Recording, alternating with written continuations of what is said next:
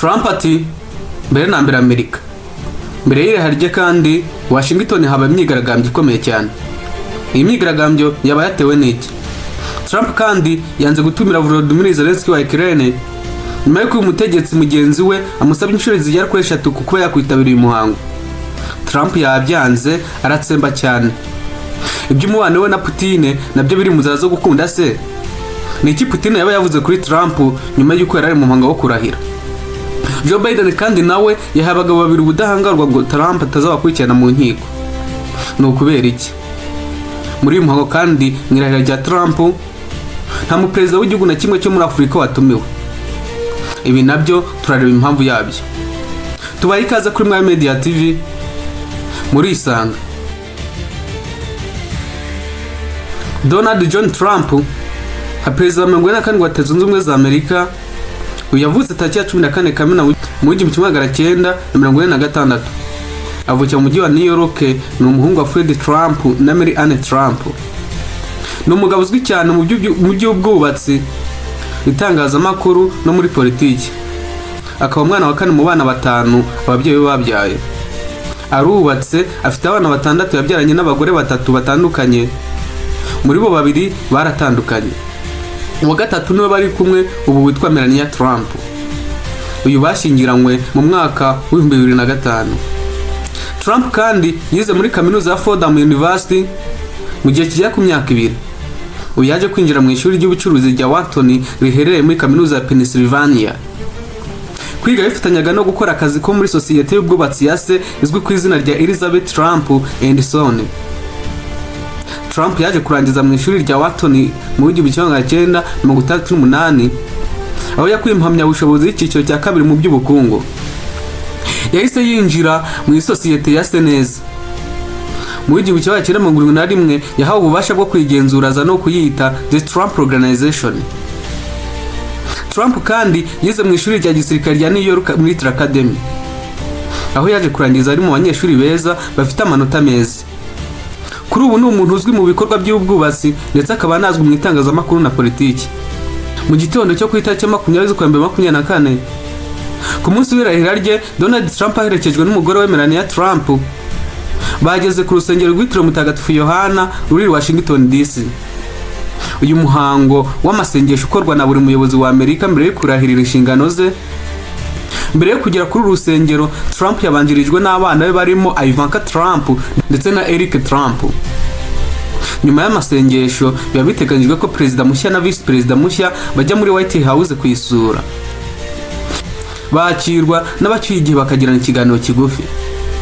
Niko byagenze kuko Trump na Melania Trump bageze muri White House. Bakiriwe na Joe Biden ndetse na Jill Biden babura amasaha make ngo basohoke muri iyi nzu. Muri ayo masaha kandi i Washington habera imyigaragambyo irwanya ubutegetsi bwa Trump. Ni nk'uko ikinyamakuru cyitwa The New York Post kibitangaza. Abigaragambyaga bamaganaga ubuyobozi bwa Donald Trump watowe. Iyi nkuru kandi ivuga ko abaturutse mu miryango iharanira uburenganzira bw'abagore, abarwanya ivangura n'abandi benshi bahuriye hamwe mu kwigaragambya barwanya gahunda ziteganyijwe na Trump kuko yabigaragaje mu kwiyamamaza, bakavuga yuko zahungabanya uburenganzira bwabo. Mu rugendo ruva kuri White House rwerekeza ku nyubako ikoreramo inteko ishinga amategeko, Donald Trump na Joe Biden bagenze mu modoka imwe isanzwe itwara perezida wa Amerika. Ni umuhango usanzwe ukorwa ko perezida mushya aherekeza ucyuye igihe. Bakaba kandi bagomba kuba bicaye mu modoka imwe. Gusa mu myaka ine ishize ibi ntabwo byabaye kuko Trump yanze kwitabira irahira rya Biden. Bafashe urugendo nyuma y'ibiganiro byabahurije hamwe muri White House. Mark Zuckerberg na Jeff Bezos bari mu bitabiriye uyu muhango w'irahira rya Trump, kandi uyu muhango ukaba witabiriwe n'abanyapolitiki bakomeye, abanyemari, abanyamadini n'abandi batandukanye. Mu bagaragaye mu rusengero harimo na Mark Zuckerberg washinze ikigo cya Meta gifite imbuga nkoranyambaga za Facebook, Instagram ndetse na WhatsApp. Hagaragaye kandi umunyemari Jeff Bezos washinze iguriro rya Amazon.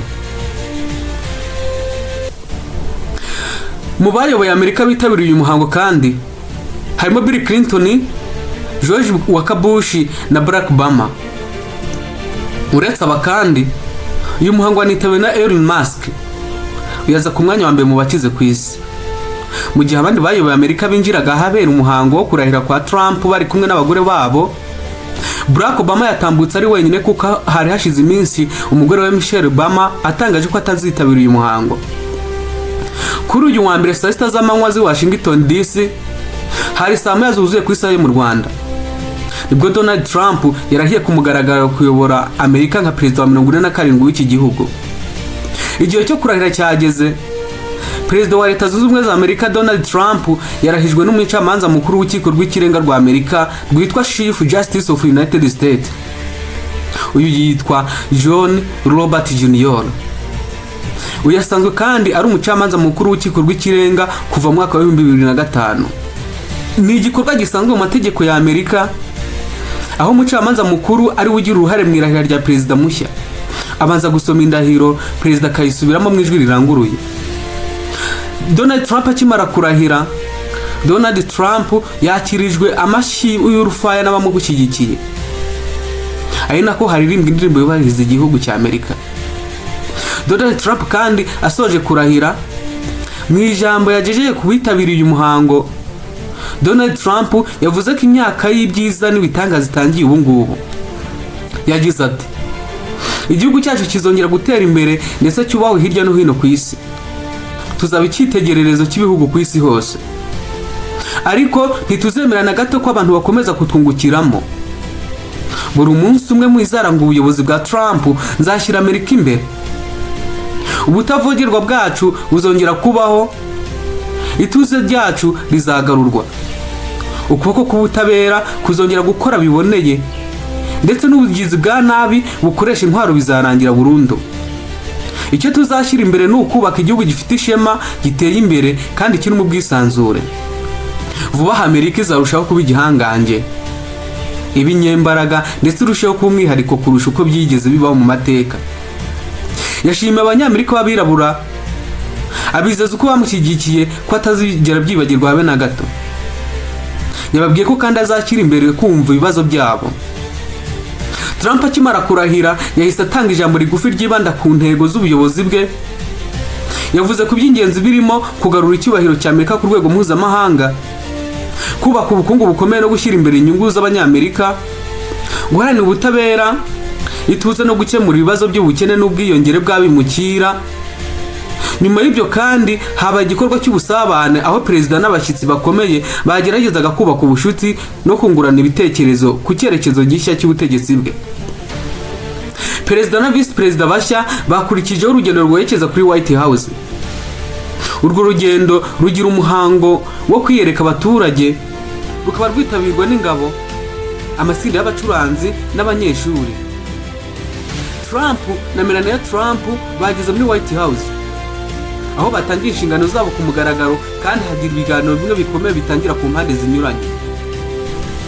Mu ijoro ryakeye kandi perezida n'umuryango we bitabiriye ibirori byitwa Inaugural, aho hakorwa ibirori byo kwizihiza intangiriro y'ubuyobozi bushya. Mu magambo ya Trump nyuma yo kurahira, yagaragaje umuhate wo gushyira Amerika imbere ya byose mu byemezo bya politiki n'ubukungu. Agashya kabayemo ni ukwinginga kwa Zelensky asaba Trump ko yakwitabira uyu muhango. Ibi byatangajwe n'imfura ya perezida Donald Trump, akaba yitwa Donald Trump Jr. Yatangaje ko perezida wa Ukraine Volodymyr Zelensky yasabye ingingo atakamba inshuro zigera kuri 3 asaba ko yakwemererwa kwitabira umuhango w'irahira rya perezida Donald Trump. Muri izo nshuro zose zatewe ishoti ariko baramwangira. Trump Jr. yagarutse kuri iyi ngingo ku mbuga nkoranyambaga, aho yanise Zelensky umusazi. Ibi yabivuze kubera ititiriza rye mu gusaba ubutumire. Birasanzwe ko abayobozi bo mu bihugu byo hanze ya Amerika batajya batumirwa mu muryango w'irahira rya perezida wa Leta Zunze Ubumwe za Amerika.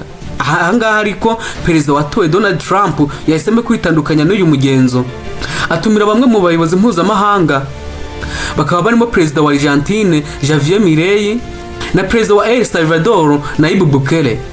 Hari na minisitiri w'intebe wa Israel witwa Benjamin Netanyahu, hakaba visi perezida Han Zeng w'Ubushinwa, minisitiri w'intebe wa Georgia na Meloni w'Ubutaliyani, hakaza na Pena wa Paraguay.